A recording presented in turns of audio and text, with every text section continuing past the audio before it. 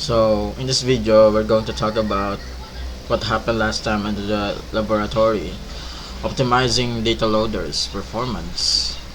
Um, so here, why this slow matters. In deep learning, people often assume training is slow because the GPU is weak, but many times the real problem is the GPU is waiting for data. This is called a data bottleneck. Cannot work unless batches of data are continuously prepared and delivered. The CPU and the data loader are responsible for reading data from disk, decoding images or files, applying processing and transforms, organizing samples into batches, sending batches into the GPU. So if this pipeline is slow, the GPU utilization drops, training wastes time, expensive hardware becomes idle. So yeah, this laboratory is focused on those to solve that problem. So we explore the number workers, batch size, spin memory, prefetch factor. So it repeatedly measures how long does one epoch take. So lower epoch time but is means better pipeline performance. So the goal is not memorizing numbers, but it's emphasized do not memorize the best value from this laboratory. Why? Because optimal settings depends on CPU speed, GPU speed, RAM, shared memory, disk speed, dataset size, dataset complexity, transform complexity, and operating system. So the correct mindset is learn the experimentation process. That's the process and the real skill. So, and restrictive environment warning. So in the laboratory, we control this environment. It aggressively clears memory between experiments. Why? Because the lab wants independent experiments, stable measurements, reduce inference between runs. In in reality, in real projects, we want catching. We usually do not clear everything repeatedly. So cleanup behavior is mainly for only teaching purposes because it for disable memory reduce interference between runs. Next import section, we import the GC or the garbage collection, the OS or the operating system, JSON, the torch and the utility data loader, and helper utils. So the GC or the garbage collection is used to manually free unused memory, and the OS is used to inspect the operating system. Example, the OS.CPU count is check available CPU cores, and the JSON is used for saving experiment results, and torch is mainly PyTorch library. And data loader, one of the most important PyTorch utilities, it handles batching, shuffling, multiprocessing, prefetching, and memory pinning. And helper utils is custom helper functions provided in this lab. And device selection, we will detect whether the GPU is existing or the CPU is here. If the GPU exists, we use the GPU, otherwise it's use the CPU. Measuring performance. So here we measure the total time required to load the dataset for one epoch. This is critical. The data loader is evaluated based on how efficient it feeds data, how little idle time the GPU experiences. Understanding the training pipeline. Here is the simplified flow from disk to CPU processing to data loader and to GPU. If any step becomes slow, the GPU pauses, training speed decreases.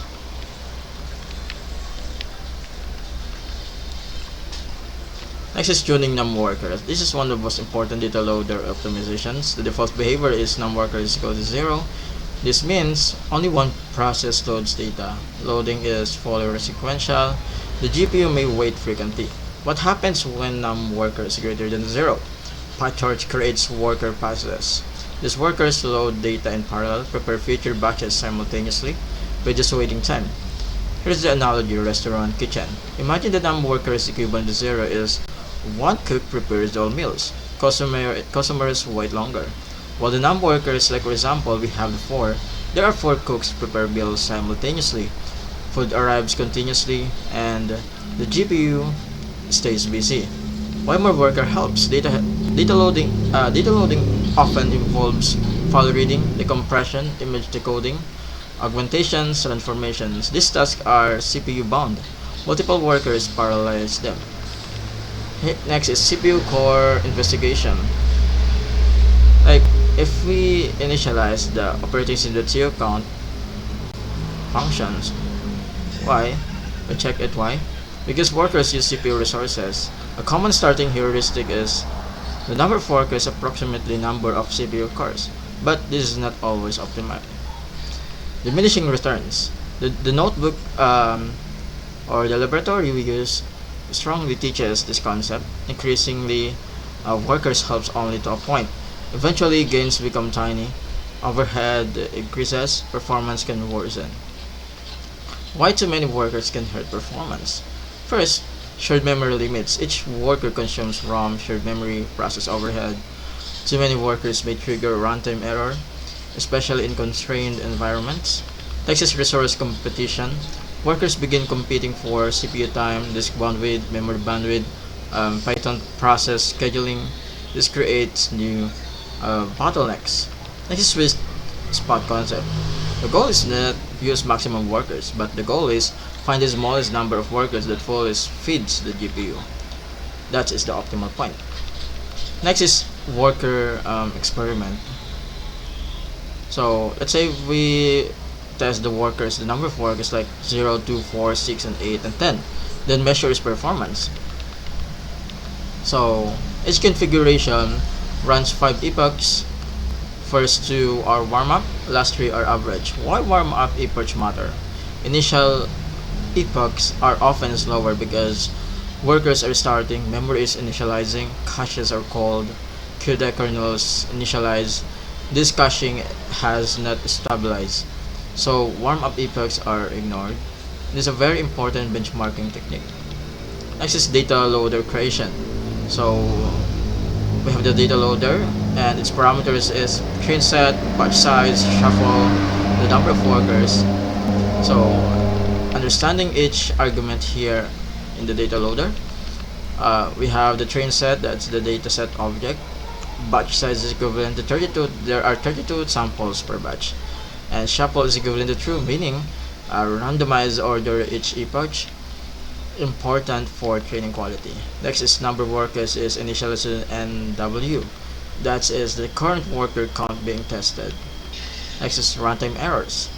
So high workers counts may crash, especially in Docker containers, shared environments, collabs like systems with small shared memory. Next is experiment caching system. So here the lab introduces runtime or run experiment. This is very practical engineering. Why experiment caching matters? Imagine experiment 1 is finished, experiment 2 is finished, experiment 3 is crashes. Without caching, you run everything, and with caching, complete results are reused. That's a huge time saver. Next is JSON or JSON result storage. Each experiment result is saved as checkpoint experiments stored in JSON format. This allows persistence, reproducibility, recovery after interruption. So training speed is a system problem. Beginners often focus only on model architecture, loss functions, optimizers. But the professionals also optimizes the input pipelines, CPU utilization, GPU utilization, multiprocessing, memory transfer, storage, throughput. Modern deep learning performance depends heavily on systems engineering. So, what important concept we should remember?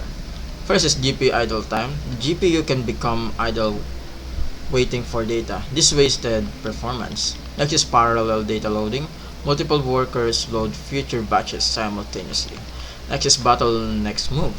Fixing one bottleneck reveals another. Like for example, if we find out there is a bottleneck in the disk, so from the disk bottleneck, we can find out the CPU bottleneck and memory bottleneck. Optimization is iterative. Next is benchmarking requires stability. Warm-up runs improve measurement accuracy. Next is bigger is not always better. More workers may reduce performance. Next is real systems need experimentation. No universal best settings exist. Like if you configure the optimization settings and the hyperparameters, it depends. So there is no universal best settings exist. Next, understanding the bigger pipeline. So the training speed depends on on storage speed, CPU per processing, data loader, memory transfer, and GPU computation. The slowest component determines overall throughput. This is a classic system engineering principle. Next is real-world insight. On powerful GPUs, the GPU can process batches very quickly. Weak data pipeline become obvious bottlenecks.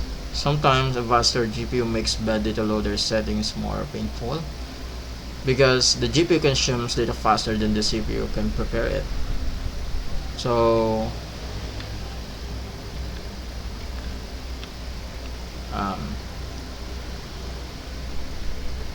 we learned that data loader is that on the syntax is we are learning the performance engineering, throughput optimization, benchmarking methodology, bottleneck analysis, system thinking, and resource balancing. Here is the practical rules of thumb. Start with the number of workers, number of CPU cores, and experiments. Monitor GPU utilization. If GPU utilization is low, data loading may be bottlenecked. Next, increase workers gradually from 0 to 2 to 4 to 6 and 8. Measure performance. Stop when gains flatten. If performance improvement become tiny, additional workers are unnecessary. Watch for crashes. Too many workers may exceed shared memory, RAM, and system process limits. So think of the data loader as a factory supply chain feeding in the GPU. The GPU is the factory machine. If materials arrive slowly, the machine pauses, productivity drops, and optimizing data loader means designing a fast, continuous supply chain.